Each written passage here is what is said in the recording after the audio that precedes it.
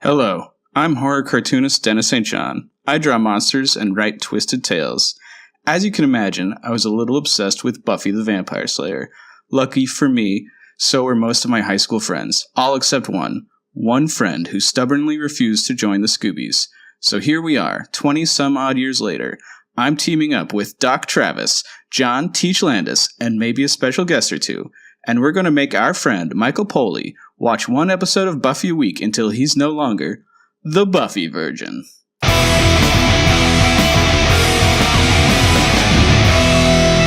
Hey everybody, welcome back to Buffy Virgin. I'm your host, Dennis St. John. We are watching Season 4, Episode 16. Who are you? We're joined by our usual cast of gentlemen and scholars. Why don't you introduce yourselves in order from tallest to shortest? I'm Travis. I'm a very basic Buffy the Vampire Slayer fan. He's basic. Proudly so. I guess I'm the medium height one. I don't know. I'm John, and I'm really excited to watch this one with all of the crisscrossery. And I'm Michael. I'm the virgin. I've only seen up to Who Are You in Buffy the Vampire Slayer. All right. And the joke here for me is that I am actually the shortest, but I got to speak first. I am so far the shortest of this group. I'm super pumped for Who Are You? This is such an exciting episode. But before we get into that, let's do reactions. Audience reactions. Jill Cross, and this is responding to the Iron Team, I think, says, thanks for mentioning this ep. And yes, it is Jill, as in Giles, which is funny because, of course, we called our virgin called Giles for a good 3 episodes. I think the issues with Spike's accent came down to it being very obviously fake. Just didn't sound right to an English ear. Even for someone living in the North at the time with a completely different accent. Rich at Dingo Action says, this is off topic, Xander, but are you guys aware of Swear Trek? And I wasn't, but now I follow at Twitter and it's amazing. And John would love it also. What is it? It's at Swear Trek is just creating Star Trek, either original series or next gen GIFs that then have the reactions are like, then redubbed as like swearing, so like okay, like, oh fuck off or something like that. They're funny and they're gonna make really good reactions to a lot of things on Twitter.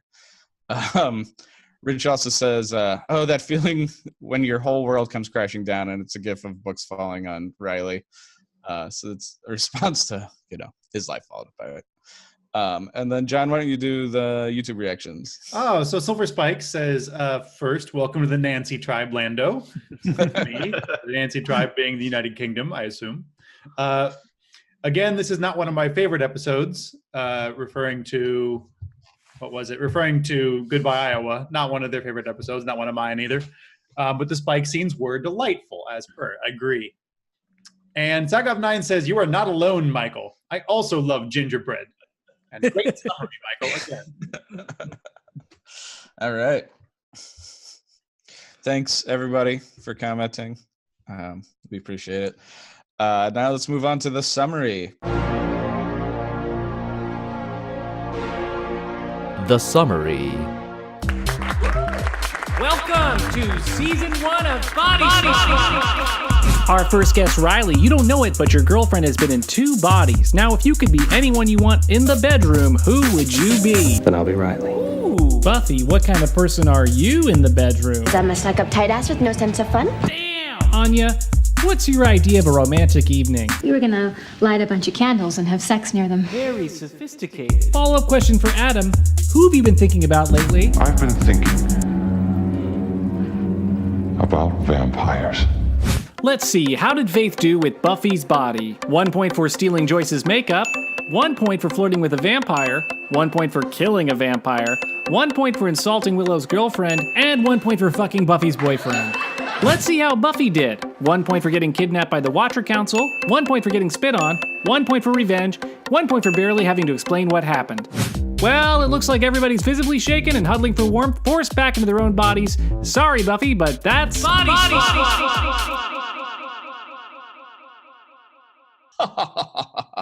Yay. I do want to mention, because sometimes people have off screen asked me a couple times what's going on, and a lot of times we don't have the summary, so we're reacting to stuff we're making up, just because it is confusing people sometimes. All right, let's do Great Lines, which we're going to do live. Great Lines. Mike, I think you chose the one I definitely would have chose. I can't wait to hear your acting on it.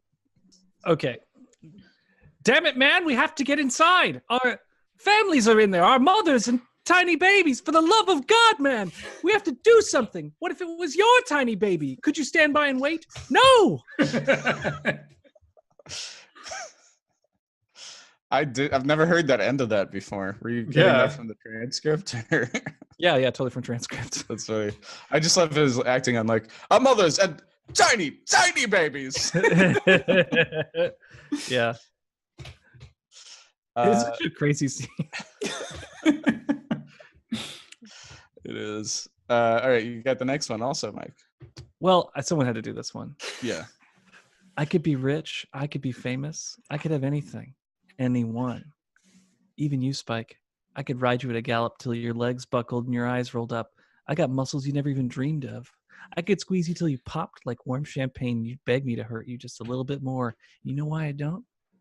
Because it's wrong. What muscles does she have? What are the new muscles that Slayers have? Is it extra muscles? I can only guess. That's for your imagination. Dr. Travis, can you help us out here? Are there additional muscles they might have? I cannot help you out with this one. Speaking of Travis, why don't you move on to the next one? Ah, yes, the one that I chose was a little bit, was great. Willow's talking to Tara. She says, I can't believe you've never been here. The Bronze is the coolest place in Sunnydale. Of course, there isn't a lot of competition. Yeah. Even they are just recognizing the Bronze is kind of like, eh. All right. Let's see. Travis, do you want to do Giles while Landis does Buffy? Sure. When I had psychic power, I heard my mom think that you were like a stevedore during sex. Do you want me to continue? Actually, I beg you to stop. What's a stevedore? And I have the last one here. You didn't sense a hyena energy at all, did you? Because hyena energy is just unpleasant. This is why you have to watch the first season of Buffy. Yeah, I finally came up with a reason to watch season 1 of Buffy. Yeah, it all pays off. It all pays off, Carl. All right, let's move on. Oh, wait, no, I have my kill count. Sorry.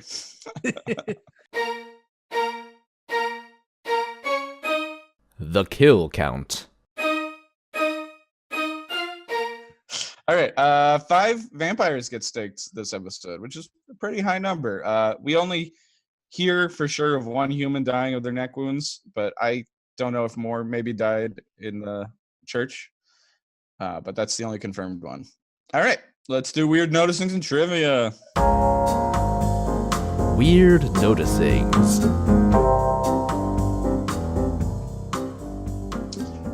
So I say Faith holding Joyce's hand at the beginning is just an extra move on Faith's part while Buffy's unconscious or nearly unconscious. John? Oh, yeah. This amazing gifable scene of Faith in the mirror. I love it on so many levels. It's an amazing piece of acting. I like the realism that when you switch bodies, the very first thing you do is like, what are my teeth like? Like, what's my face look like? And like freaking out about like your mouth and stuff is totally what you would do. But I also I noticed that she does the whole thing with the door open. So like Joyce has got to be like, what is she on? Is it like bath salts? What's happening? She took a bath too. Yeah, that's the first thing you do when you when you get in a new body. You take a bath, you feel it out, see what's there. That's such a intense because it's one of those scenes that could be played for humor of the like, oh, what's this face do? But instead it like veers towards insanity real quick. It's just so intense. I don't know. There's also like this would be a weird scene anyway because it's like for Joyce and Buffy. If this was Buffy, it's that interaction of like, is this Buffy's house or not? Is Buffy like allowed to take a bath? Right? Like, how does this all interact when it's like your first time back home after you moved out? Right? You can totally take a bath. Go to my dad's house and take a bath now if I want. Bold.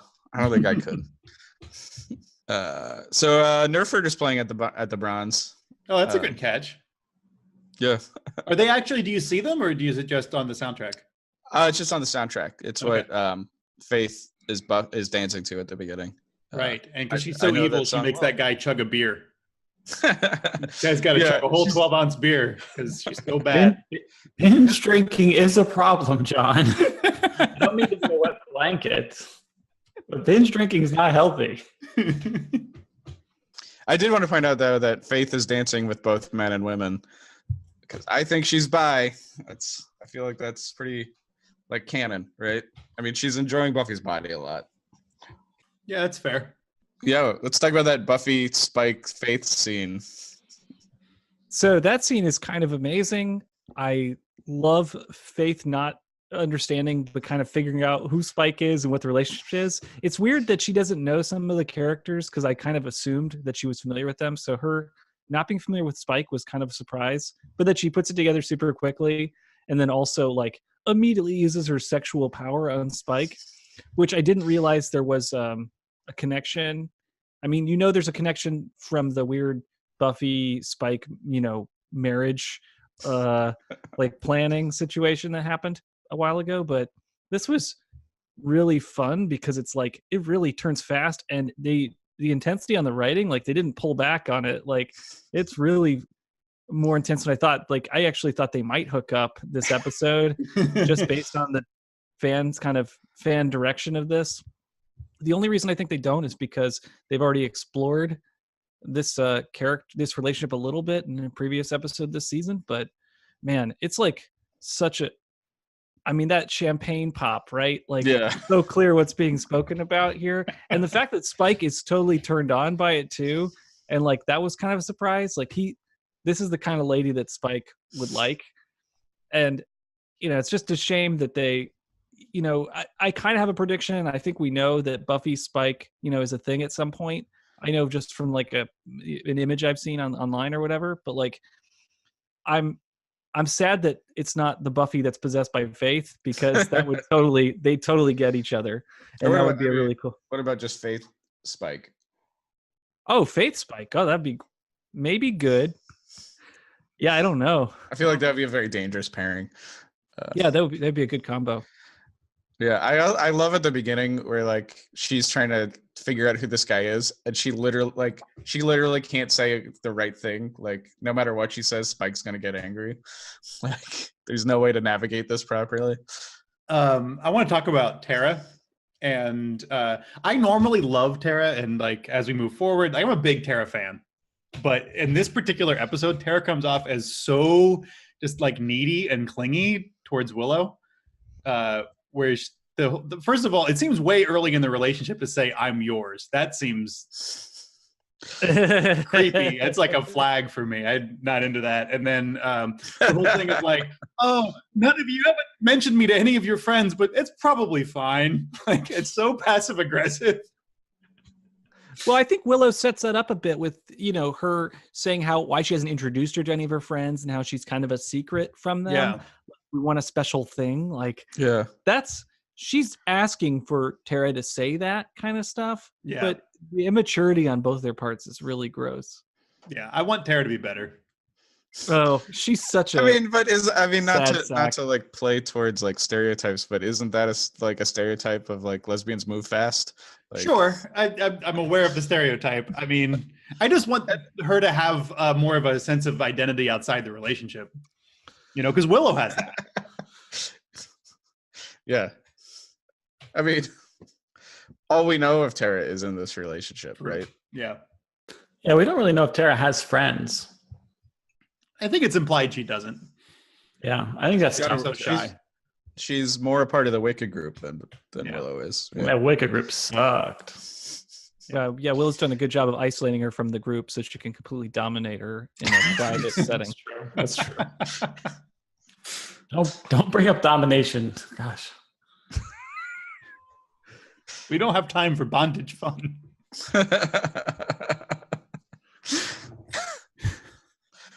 That's a weird line for Buffy to say. That was weird. So weird. So what's this band's Buffy likes? Yeah, so there's a screenshot all the way at the bottom of the document for you. And if you zoom in, because I've been watching the HD version, I've been martyring myself watching the horrible HD version so I can pick up little details like this. This is in Buffy's room at home at Joyce's house. And I can give you a list of bands Buffy is into, which are a little surprising. Buffy is into, apparently, String Cheese Incident, Filter, which I had to look up. That is a band started by one of the guys from Nine Inch Nails that's not Trent Reznor. I don't know. She's into Fish. And she's into Roger Waters, who apparently had a solo album at this time, the guy from Pink Floyd. Yeah. So between like Fish and Roger Waters, and I think even the other bands, if I were to like just look at somebody's like bands they like, I'd be like, this person smokes a lot of marijuana. Be my immediate guess. But I don't think Buffy does. But anyway, that's the music she's into, apparently. Probably the writers who represent or the art director on this. Yeah. I think that's a Smashing Pumpkins symbol with a crying face there. Oh, is that what that is? Yeah. Oh, yeah. That Is feels it like a being melancholy. sadness? Yeah, feels like that era. Weird. Good I would have call. thought she'd be more into like EDM and stuff. Whose picture of is that a woman in the bottom right frame? Whose Yeah. headshot is that? Who could say? So Faith is in some ways so much more observant than Buffy because she instantly picks up on the Tara Willow relationship. But then it's kind of weird. Like it's also weird because like Willow can pick up that one guy was a vampire, even though he didn't look too oddly dressed. But like Faith slash Buffy, or Faith just couldn't pick up on the fact that Spike was a vampire. But Spike looks like he's dressed for Vampire the Masquerade. Like the most obviously dressed vampire that we've ever seen in the Bronze, and she's like struggling to figure out, oh, this guy's a vampire. It's although like she doesn't seem to care if people are vampires or not because she's not an active slayer, right? Yeah, she doesn't really care, but it's like she was trying to figure out who he was, so she should have like Well, I think he knows who she is, and so he's reacting pretty strongly to her. But I mean, she picks up later that there's a vampire, up to something. Oh yeah, when he's like, I can't drink anything except beer. I meant the other vampire later that she takes care of. But she's like, oh yeah, that's a vampire. But it's like, it just seems inconsistent, the fact that the most obviously dressed vampire she had to struggle with William the Bloody. Oh, William the Bloody with a chip in his head. Oh my gosh. I think like it's one of those funny things. Like obviously she's never met Spike before, but obviously during their brief time as friends, like Spike got mentioned a few times, right? So they're like, he was originally called William the Bloody. She like retained that random fact. I also can't believe that Buffy would ever call Spike William the Bloody, because Buffy has no respect for Spike. Like I think only person who called William the Bloody would be someone who like liked him or respected him. Like maybe it was while Angel was pretending to be evil, and he was like, now that we're in an evil relationship, let me tell you about my exes. Like, yeah.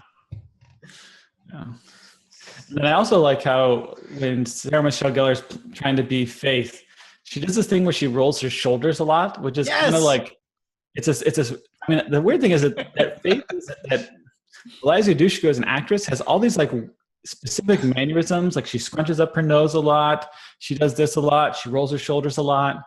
Like she's a really physical actor.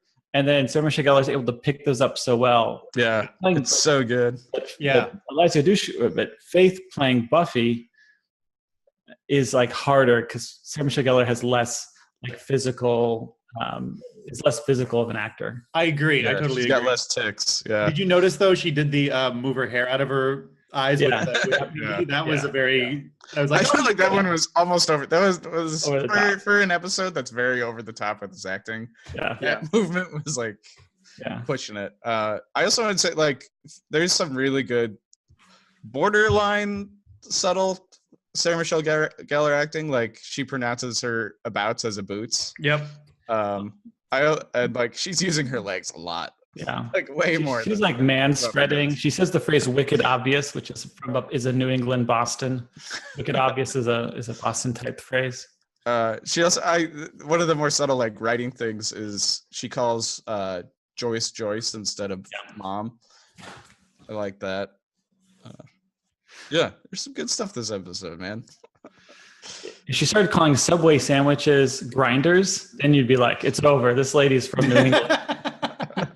So it's so wicked obvious these grinders are terrible. You know, it's like, what are you talking about? These are sandwiches. These I love this East Coast, West Coast body swap. It's like, it's so easy to tell who's who. She tries to buy pizza by the slice. She mentions the word grinders, uses the phrase wicked. Yeah. It's hella obvious. Thinks Aerosmith is a great rock band. Yep. All right. Let's talk about the balls poster again. Balls. I'm going to try to buy that balls poster, and it's going to go right here forever. The balls poster. I just laughed. This is laughing, and I mean, I like can't wait. I'm like, I hope the show kills Riley, so I don't have to see this balls poster anymore. I hope Riley is straight up like killed ASAP, and they burn down that house. And if and of course, I would die laughing if somebody saves the balls poster if that house ever burns down. It's like, no, my poster. Or if Riley were to rebuy it, if you ever. I mean, this balls poster is killing the show. It's so bad. It's so bad. It's driving me just crazy. I mean, can you remember anything that even resembles the balls poster that we have to see again and again and again? The chocolate poster is not as stupid, but the chocolate poster is at least food. And we haven't seen it like that many times. It's just Riley has so little going on. But it's also like the least amount of time thinking about him. He has zero. I mean, it's just like, there's Michelle Gellar. Here's the balls poster. It's in the same plane of focus almost. It's just driving me crazy. And I needed to stop. So like a hard right transition here. But I feel like Riley was definitely sexually assaulted. I mean, he wasn't raped, but he was definitely assaulted. Faith is taking advantage of the Buffy body and like going directly to Riley. And like Riley kind of pushes it away and like ultimately like they do have sex, but like I understand that people may be confused about this because it looks like Buffy's trying to make Riley feel like crap, like he messed up and that this might kill their relationship. But if we can review the transcript or the tape, like this is and maybe Brett Kavanaugh, if he makes the decision on it, he would decide in, Buffy's favor that it was, Riley's choice. But like, this is what sexual assault looks like, so. Yeah. Well, I mean, there can't be consent without like it being informed. And Riley is not informed about who he's having sex with. So I don't know. I would even say it could be rape if it's not fully informed, right? I don't know. I mean, I guess the equivalent would be like Faith not mentioning, or Buffy Faith not mentioning she has an STD or something like that. Like, I mean, I don't think it's rape. I think it's sexual assault. But then I'm not as the judge on this particular case. But I was shocked how that scene felt so rough and scary even. Like, I think there's part of the fan base is probably excited to see something like this happen. And I think I was like, when when Willow says like, oh, how's Riley or whatever, mentions Riley. And then like Faith's like, oh, there's a boy or whatever. And like, immediately, we cut to, or like in the next scene after some Adam stuff or whatever, we cut to this scene. Like, I'm a little bit excited to see how it turns out, but this feels like a real dark turn for the show to do it like this. And the presentation of sex is it's the way that Faith has sex, as we've seen on the show, because she's one of the most sexual characters on the show, is like basically through a form of assault, like getting what she wants. And it's interesting the show keeps modeling this stuff to us. It's like almost like it thinks this is what sex like sexy sex is. Like, I don't know. I'm conflicted about it because I think it's interesting, but if it's the show's also going to punish Riley for enjoying this sex or for participating, it's also saying that this is like a model of some type of sex, like maybe a not deviant, but like a kinky sex. And like, I don't know. I don't like this. I don't like this presentation as okay. Or to punish Riley for it is like too cruel. So I'm angry with the way the show is treating this scene. I think it's a neat test, and Riley fails the test, whatever. But anyway, I just Well, I think it's also supposed to be kind of a turning point for Faith of like, Right. because she's always felt like she lived a better life than Buffy, right? And her choice, but it's like finding about what her choices lead to versus Buffy's. Also, I've been reading the Buffy and Philosophy book is super into this episode and talks about it a lot. So I've got like all that shit in my head. Oh, whoa. I want to read that. That sounds awesome. There's a lot of it is like about they really like the Buffy Faith, like dual slayers, good and bad, and like what this episode split means, right? So I don't know. We'll get to that more, I guess. But I guess the thing I want to hit on is just the modeling of behavior, of sexual behavior. And for young people watching a show like this, they've just been shown a sexy character, and this is maybe what a sexy person would do. And I don't like the way that Faith presents herself in the scene. So like, good or bad, I don't know. I think it's on the bad side. So yeah, I guess that's just what I want to say about it. Sorry. No, don't be sorry. That should have been our themes for this episode. That was great. Oh yeah, I should have put it deep stuff, not weird noticings. So I just started. There's another sex scene in this episode, and this season is all about splitting like two sex scenes together, or like a sex scene and a fight scene, right? It's done it like this is like the third time this has happened, and this one is like a magic spell that's like, I guess the magic spell involves like magic orgasms. Very unsubtle with what it's hinting at. Yeah, it's very different than the splicing we had with the fighting and screwing with Riley and Buffy. Yeah, and the other one was there was that three-way splice between Parker and Buffy, Anya and Xander, and Spike and Harmony, right? Oh yeah. Oh, this one has a three-way too, because also Buffy is being tortured, right? Or like she's alone in a jail, right? She's having her alone time. There's like I was gonna say this later, but there's not like nearly enough Eliza Dushku in this episode. Yeah, she's just like jailed up. All right, John, stevedores. So apparently, inside Joyce's head, she thinks that Giles has sex like a stevedore. So I did also, like Buffy, did not know what a stevedore was. I had to look it up. And first of all, a stevedore is a longshoreman. It's a dock worker, somebody who works on the docks, which I guess is like manly and physical, I guess is what she's trying to get at. But if you look at the picture down in the document, that is the Wikipedia image for a stevedore. So Giles has sex like that guy. No. I think she meant the other definition is for someone who loads and unloads cargo. So that's my interpretation. Sex like someone who's professionally loading and unloading cargo. What he's doing. Look at him. He's there. He's got his container. Well, I know, but it's like that mentality. And then the oh, I see. So you're just like dropping something off. You have sex like that. Is that what she's thinking? Or he's got a big load. I don't know. To drop off. So I'm sorry. I thought stevedore was a horse. Don't think so. Stevedore. Look, I'm looking up stevedore thoroughbred. Oh, it's a kind of horse? It looks like a horse. Oh. That's also a confusing statement. Well, it feels like something weird an adult would think. It's a kind of horse? See, I thought he was having sex like Howard Zinn. See, at first I thought it was a locomotive. No one thinks that. Stevedore horse racing guide. Horse and cargo handling on medieval Mediterranean ships. Well, Okay, cargo. so it's See? still cargo. It's in the same. All right. So there is a stevedore locomotive as well. Oh, like a train. should- It's like a train. We should really ask teenage Joyce what she was thinking.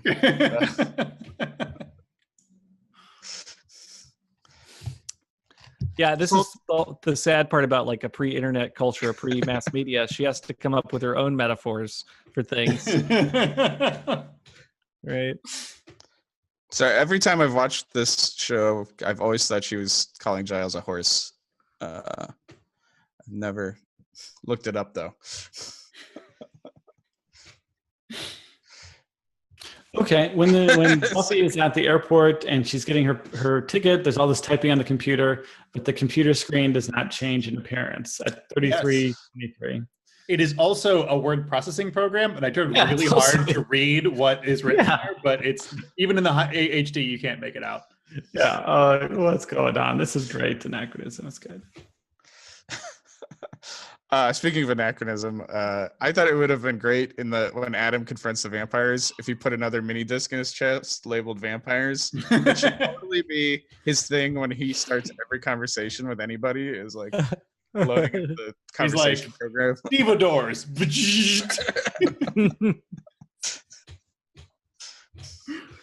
Oh my god. I love his Terminator speech. It's like, I'm here to kill. You have no purpose. Be a God. Terminator. Talk about being the least interesting part of the episode. At least it makes sense. sure. At least he makes sense. Speaking of sense, Mike, did you sense any hyena energy? And when will someone ask Willow about being a ghost?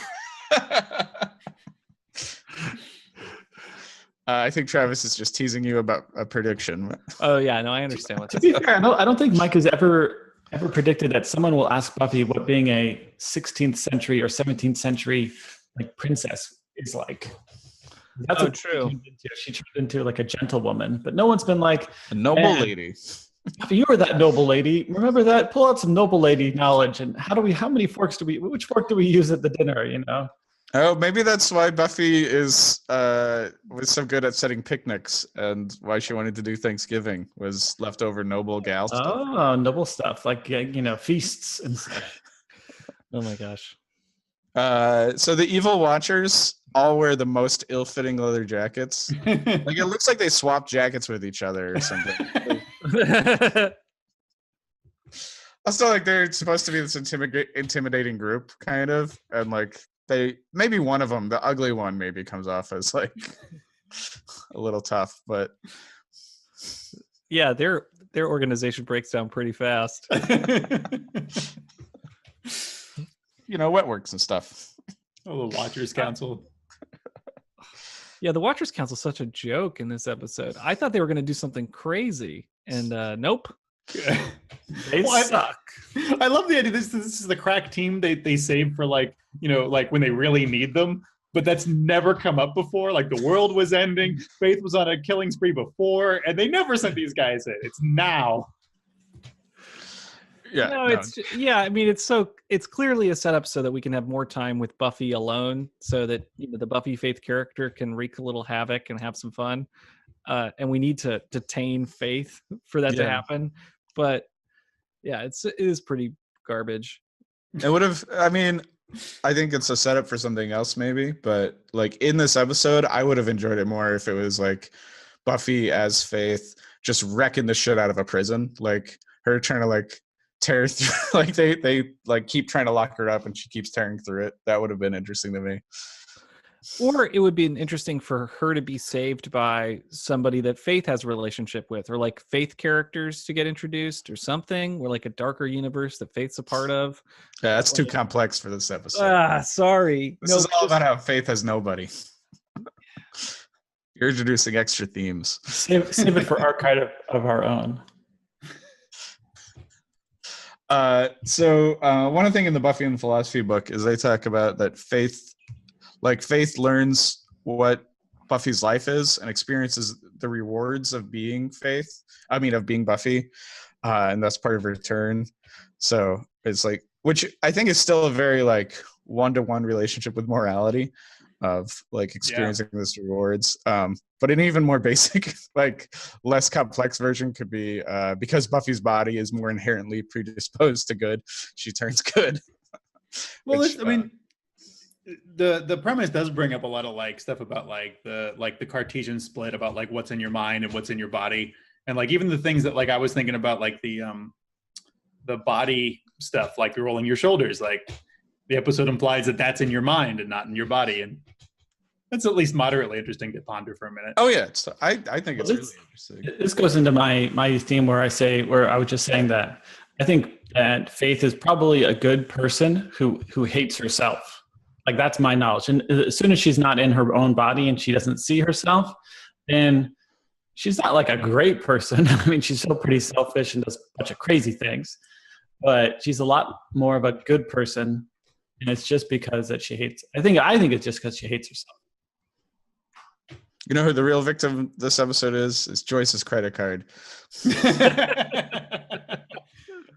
Don't bring up the credit card. Oh my gosh. Try to explain that to Visa. Like, Oh yeah, that's gonna be such a. been used. I'm sure it's been used. I mean, again, it just further validates the fact that Sunnydale has a international arrival and departure terminal. Yeah. Because I don't Which think is apparently closer to the church than like the initiative is. It's easier for like Buffy as Faith to get. Yeah. Because you can't mix a domestic and international terminal. So like all those people there are flying international. Like maybe that was the check-in. That was the check-in. It's pre 9/11. It could be different. Yeah, that was the check-in desk. Sorry guys, I messed up. So I say vampires challenging God feels like an interesting premise for some other vampire show. Like a show that's actually interested in vampire lore or what it's like to be a vampire or something. Like For real. Yeah, it is a good throwaway idea though. But yeah, it is totally thrown away. What's Katras. Let's talk about Katras, because I was watching this and I was like, Katra, where have I heard that word before? So in Star Trek, when Spock dies in Wrath of Khan, the way they bring him back is that he has apparently backed up his soul inside bones, and for a Vulcan, that soul, that essence of the person, is called your Katra. So it's not just me who makes Star Trek references when watching Buffy. The writers do it too. Wasn't like Spock? I thought he was like reborn on a planet. his body was? His body was Yeah, reborn because of the Genesis device. Genesis is planet forbidden. John, when I made this comment of surprise, not surprised, I didn't realize this was going to be a Star Trek comment. I thought this was going to be about the Deus Ex Machina part where they like can conjure a way out of the body swap with Katras, and how like how annoying but predictable that was. Because like I felt like they committed and smashed the device that does the swap, and then they can just conjure one. It's not that great, but it'll do the job. I'm like, what? That's too fast. So definitely not reassuring. It's not that great. Yeah, it would have been if it was more complicated. But I do get that like maybe the mayor just underestimated. Like Willow wasn't a great like spellcaster back then, right? She's like he would have underestimated how hard it is for everybody else to make this, how easy it is, right? Oh, this is about underestimating women. Got it. Although that's me defending something that has no. Yeah. All right. Let's move on to questions for the group. Questions for the group. Do you have friends that only want you for a part that only that you, or I'm sorry, let me start this again. Do you have friends that you only want for yourself, that you don't want to introduce to your group of friends? I not the way that it happens in this episode. You definitely have, I think this is normal enough that you have quadrants of your life that it's certainly you try to keep separate, or you at least don't encourage to mix because it's weird. I feel like that's fairly normal. I think we all do that, right? I've Right. always liked sharing friends, but I feel like with specific friends, it's been hard at times. Like some friends do not like the sharing aspect of that. Like, I Well, want names. This was such a vague comment from Ted. sorry, I just realized like, oh, I'm talking about both Travis and John in this situation. When I've tried to share my other friends with them, it has not gone well. Sorry. I'm just thinking about my brunches here a little bit because we are trying to do these brunches every Sunday where we invite a lot of people, and it's been fun to see a different mixing of people that don't normally mix. But I think that's also like it's a bit of a challenge. Not everybody likes that kind of mixed kind of setup. I think they prefer like a one-on-one. And like I'm gonna go to Florida next week, and I've got friends I want to meet up with, but I can't actually just invite them all to a thing. Right. There are a lot of friends that don't mix or like have never mixed, so I've got to be like, oh, I got to have these little dates with Right. people to make it work, which is fine. I mean, I get that's part of that, but I think as a younger person, I would have just tried to make everybody show up where I am, or that would be the easiest. But that's different than what happens in this episode where Tara's Oh, yeah. like, introduce me to your friends, and Willow's like, no. But then Willow does. She does introduce them. this episode, but like it's weird how she's not into doing that. Yeah, should be a warning sign for anybody in a relationship. If you're like, oh, I'd love to meet your friends or your family, and like, nope. I mean, but this is all right. But this is also not just a friendship. Like this is like Something more. whether Willow, like this is like Willow, like do I come out to my friends now or not? Like No, that's true. Yeah, we shouldn't act like that's nothing because that's you're right. Yeah, but okay. I have a prediction about this, but I do not believe that Willow even realizes that she's in a sexual relationship with Tara. I think she's going to be naive about it. I think she is naive about it. All right. But maybe she unconsciously knows that she's not supposed to. If she introduces Tara, people will suspect a thing is happening. They are holding hands in the bronze, just to Yeah. point She that out. hasn't walked around holding hands with Buffy yet. Also, they have magic sex this episode. Yeah. I still think Willow's naive about it. Oh, Just the man. way that she presents Tara. I feel like this prediction, I'm just going to jump to it right now. Willow's going to be annoyingly naive about a relationship with Tara. You'll see. What does that mean? It just means that Tara is very clearly in a relationship with Willow. Willow is not clearly in a relationship with Tara. And the consequences of that are like Tara could go for a kiss. Willow could avoid it. Tara could invite Willow to see her family. Willow could like not understand, oh, this is like a date. I think she's going to be annoyingly naive about the relationship. You're rolling your eyes, Travis. I don't know. That reminds me of- Naive isn't the right word. It's maybe denial is the word. The naive. Okay. I have a cousin who he's married to a guy who's from an Asian country. I'm going to be vague because I don't know. But his husband, his parents don't know. It's just like, you guys love each other like brothers, or like they're at least in denial about it. Like part of it is like they live in like a part of the world that like doesn't have any gay rights or anything, and like they have to like treat it like a very deep friendship that Sure. Totally. I think I see that in families where you'll say like, oh, this member of my family, she just has a friend that she lives with. Like that's some weird different era explanation for gay relationships. they're travel partners. Yeah. Cool. Well, we don't need to sit in this any longer. Awesome. So my next question here is, and I addressed this, I guess, in the Weird Noticings a little bit, but should Buffy punish Riley for sleeping with Buffy? What did people think about that? I think both Buffy, when she gets back in her body, and Riley just need to go to a lot of therapy about what happened. Because I kind of like they were both sexually assaulted. Like Buffy's body was used against her will. Riley was like misled. And yeah, they both need to not punish the other, but like have some like decompression about it. They're both victims. Yeah. They're both different types, but they were both victimized. The bigger question is, how come nobody could tell that Buffy was not Buffy except Tara? That's like the biggest problem. Because their friends are shitty. Yeah. Are they shitty or are they just bad friends, or is Buffy like inscrutable? I think it's just I just think that, or a bit of both.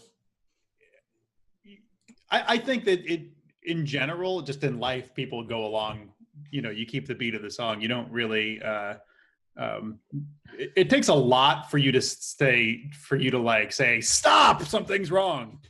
And Tara only knows because she's like pseudo-psychic or whatever the magic explanation is for it. Also, she's being harassed. Yes. Yeah, Buffy's super mean to her. Right. But like, even then, you'd probably be like, oh, she's just a jerk. Yeah, I think that all of you could be possessed for and I wouldn't know. For a while. It'd take a while, yeah. You'd have to triangulate and ask other people, based just on these little screenshots we see of each other every week. You could pick it up. Guys, I haven't just been tired. I'm a different person. Tired Dennis is possessed. Well, I'm just curious about that one. I think, I like where Dennis went with that. I think they're both victims. So let's say you body swapped. What skills do you have that you think would transfer over? Or do you think you'd gain another body's skills? I was thinking specifically about, for me as an artist, could I draw in another body? And I'd say it would be like drawing with my left hand, where I know how to make the marks work, but I can't get the hand to work right. Versus somebody else in my body would probably not have, if they weren't an artist, they would probably their hands would be able to do stuff that they don't usually aren't able to do, but they wouldn't be able to mentally make it work, right? That's my theory about skill transfers. I'd like to think that whoever gets my body gets my clumsiness. What if it's an Olympic level athlete and they're suddenly able to do moves with your body you've never seen? No, I like that. If if I would inhabited the body of a strong man, right? Yeah, and then I just would have clumsy, not how to know how to use my muscles properly. I would not be it wouldn't also include the martial arts talent. Right. Like Giles when he gets the demon body, he breaks everything. Totally, totally. Yeah. Be Giles in a muscle man body. Smash the phone. Yeah, just if Travis and I swapped bodies, I would be ill prepared to see all the patients that Travis sees. And but could Travis I would totally nail at your job, though. I'm just kidding. Could Travis in your body do his rounds, right?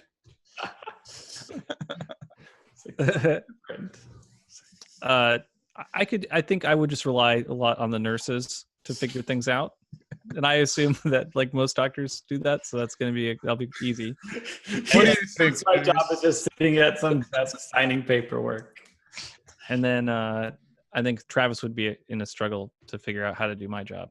So, I'm sure it'd be a big struggle. Because no one would help you and no one knows what I do.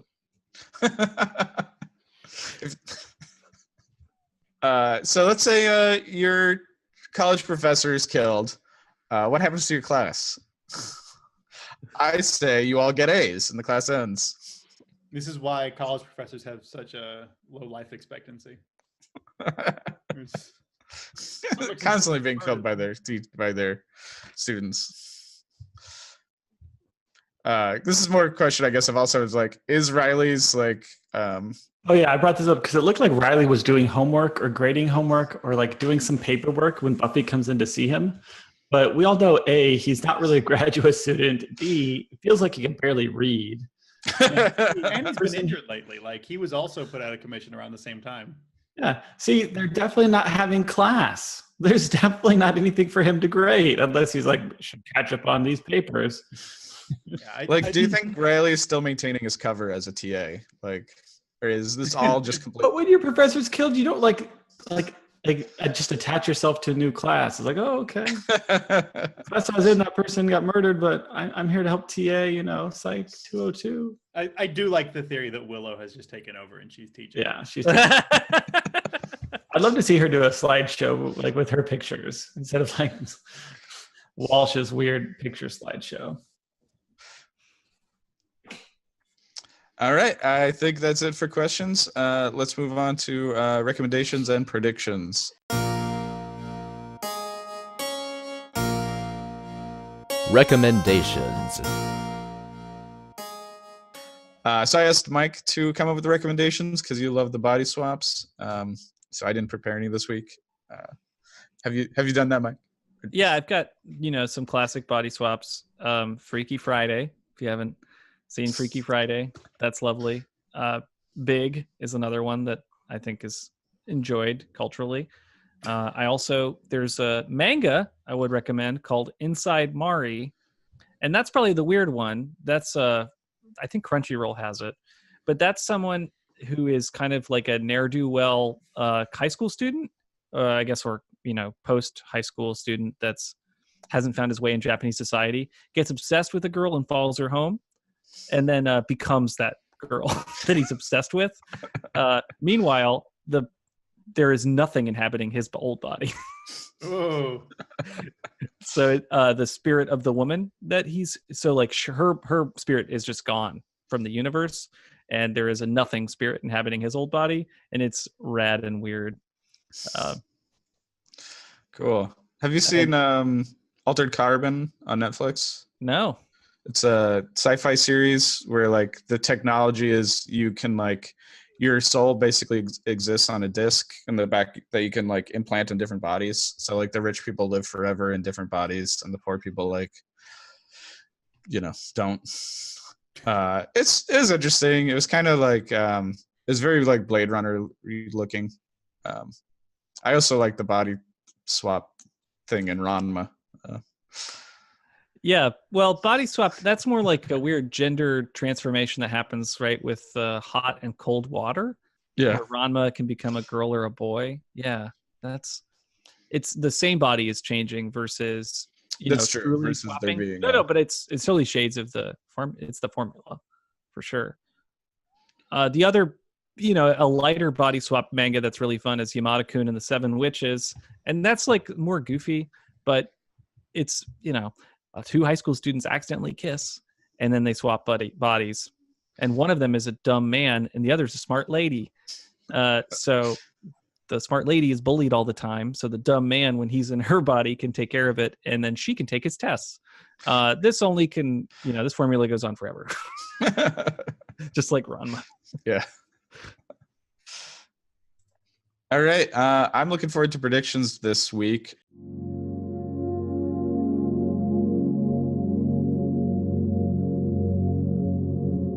Virgin predictions. Did we figure out the confusion about Mike's predictions from last week? No, we'll get to that in a second. So right. The confusion. No, we were discussing some language about. We want some clarity on your language, Mike.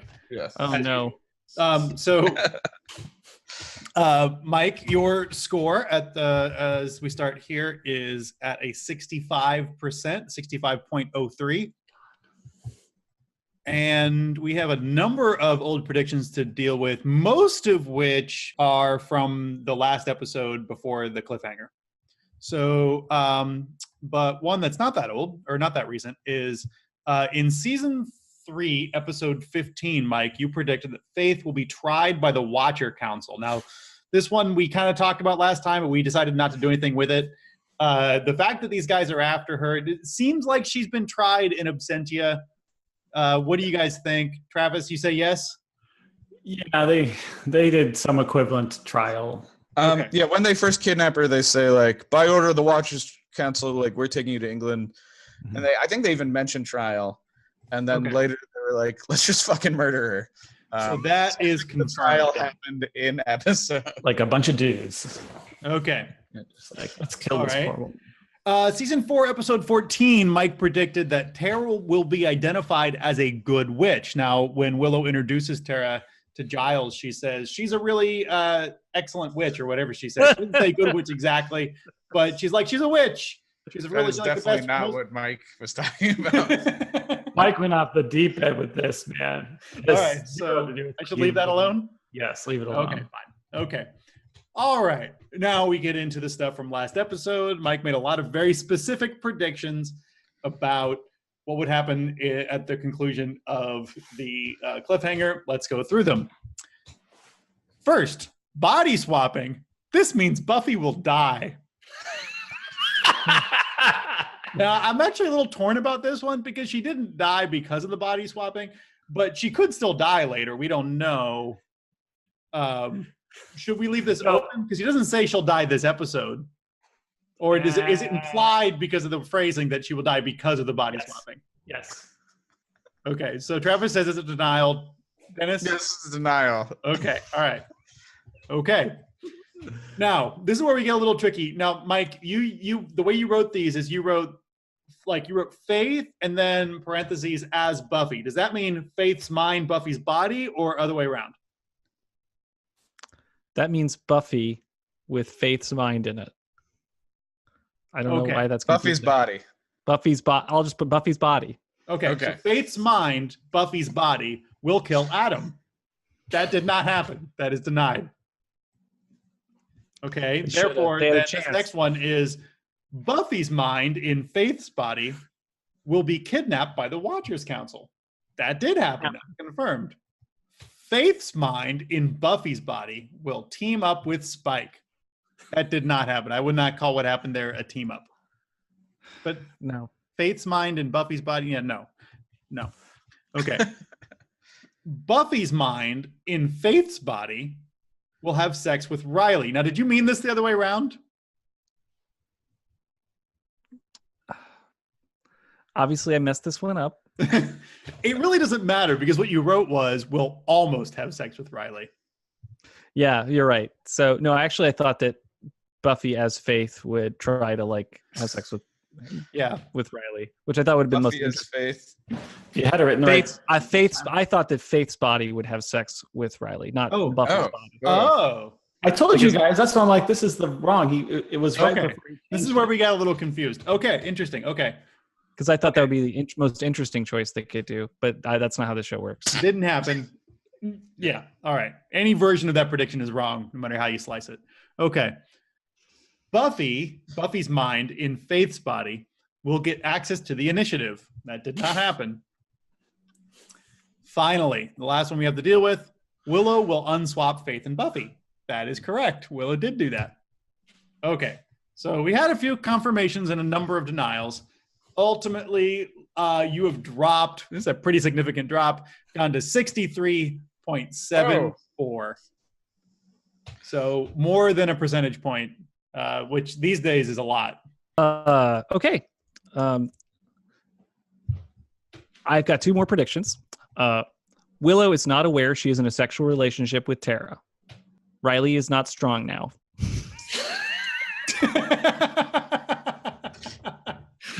Hold on, this second one. So does that mean that in the next episode, Riley's still going to have the ouchies? No, I shouldn't even make that prediction because I don't have what dumb thing Riley will do. No, okay, so I get it. It's like he's off the meds. I mean, it's I see it because of way Angel and Buffy in that episode where Angel became human and lost all his powers, and so he can no longer protect Buffy. Riley can't protect Buffy anymore, and that's going to be a huge hardship for him. So Riley is not strong enough to protect Buffy.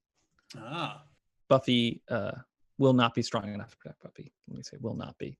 Okay. And then I will change it to Willow will not be aware that she's in a sexual relationship with Tara. Now, I know what you mean by that, but it's tricky because awareness is an internal state. This is going to be a tricky one to adjudicate. I don't want to push you into predicting something silly and then, have you be mad at me when it goes wrong. But I feel like you need to predict things that are, visible in the story. Okay. Willow will verbally show that she is not aware that she is in a sexual relationship with Tara. Willow will be surprised to discover. Okay. Willow will be surprised to discover she is in a sexual relationship with Tara. Can we change sexual to romantic? Because I think if you're surprised that you're having sex, that's really crazy. Okay. romantic. What's happening? This spell went off the deep end. Yeah, her clothes could suddenly vaporize. I get it. And so clearly Faith is not going to destroy Adam. So you've confirmed that already? I think Even though it didn't happen in this episode? I'm sorry if that's a spoiler. Yeah, Faith's not. No, I'm just... This episode ends with Faith leaving town in the back of a truck, similar to how she left season 3 in a coma. Right? Yeah. Oh, is that the I'm gone for this season bus or truck? I don't know where that truck's going. It looks like a The end, season 5. We're on Angel. I guess you could make predictions. You could just make predictions about Faith. Yeah, when do we see Faith next? Yeah. Faith, I think Faith will be on Angel next. We will next time we see Faith will be on Angel. Okay. That isn't there already a Faith on Angel prediction? Yeah, I think there is. Okay. We can double down though. You can double down. Yeah, you can double down on that. All right. Let's move on to themes and deep stuff.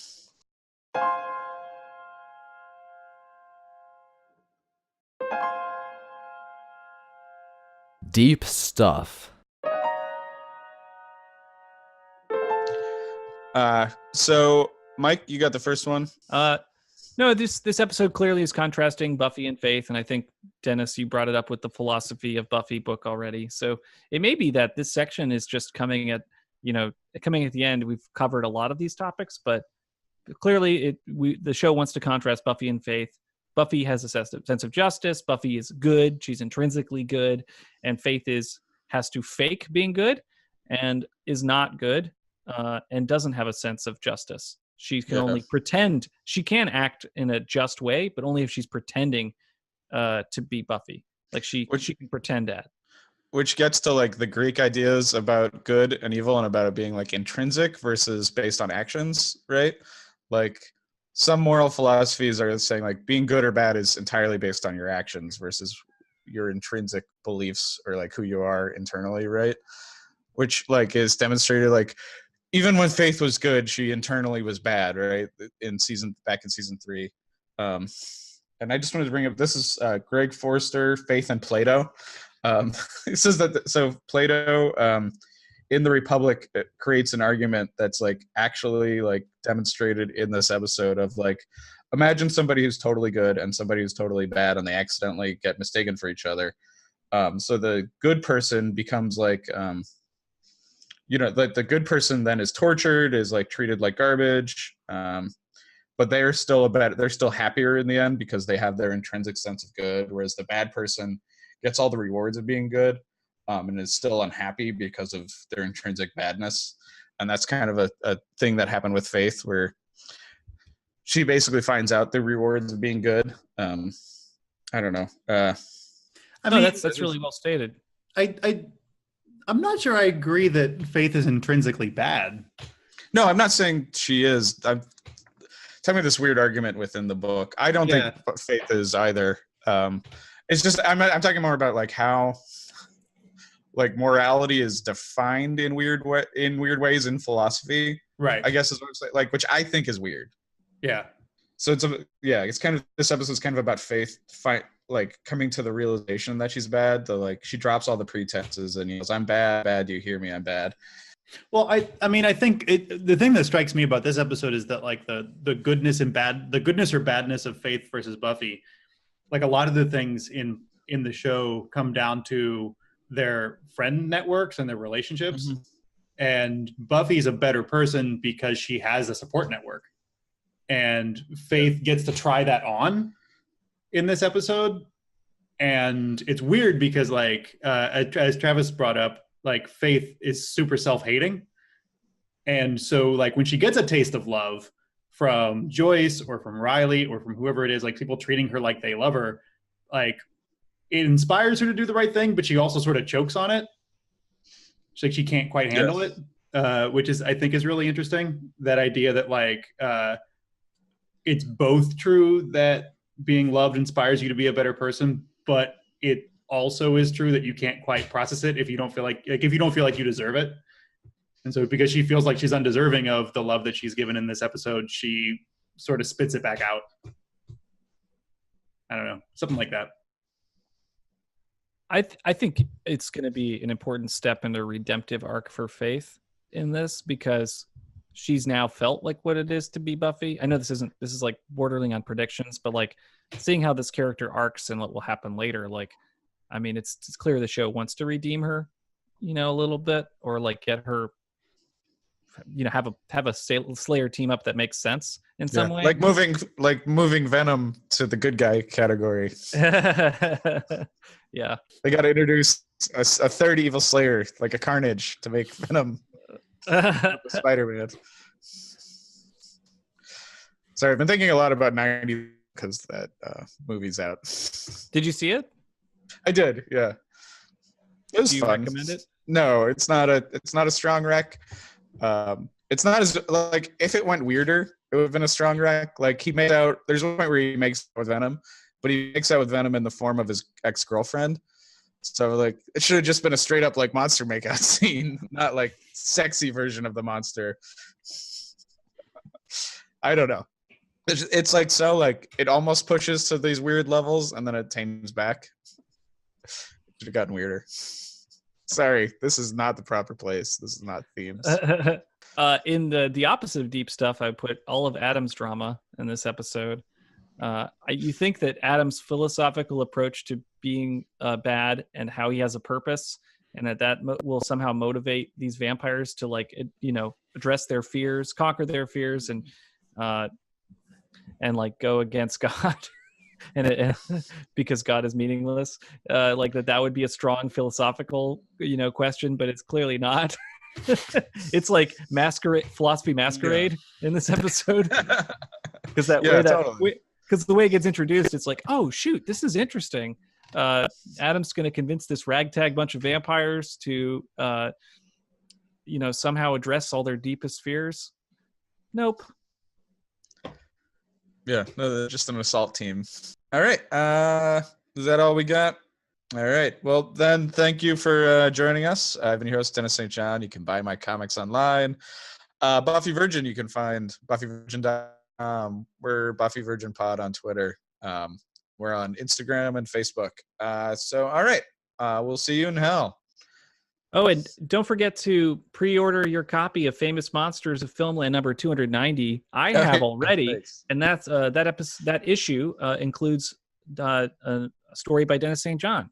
So it's a little bit pricier than you might think for a book, but it's an annual book, so it's $25. But it's totally worth it. And you can get the King Kong cover or the Bride of Frankenstein cover. You can guess which one we all ordered. King Kong cover, obviously.